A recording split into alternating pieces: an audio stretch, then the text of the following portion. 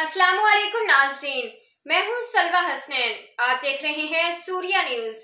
आइए नजर डालते हैं आज की अहम खबरों पर। कराची सूर्या न्यूज़ में मजीद अपडेट करते हैं। कराची से bureau chief journalist Mohammad Farooq Barru Qadri की रिपोर्ट के मुताबिक मलेर में आम इंतखाबात में हिस्सा लेने वाले उम्मीदवारों ने अपनी इंतखाबी मुहिम को तेज कर दिया। पाकिस्तान मुस्लिम लीग नून के MNA की टिकट के उम्मीदवार कादिर बख्श कलमती और सूबाई असम्बली PS के उम्मीदवार पीर हफीजुल्लाह जान सरहंदी का हल्के के मुख्तलिफ इलाकों का दौरा करके इलाका मुअज़्ज़िज़ीन से मुलाकातें की और जनरल इलेक्शन की तैयारियों के हवाले से बातचीत की।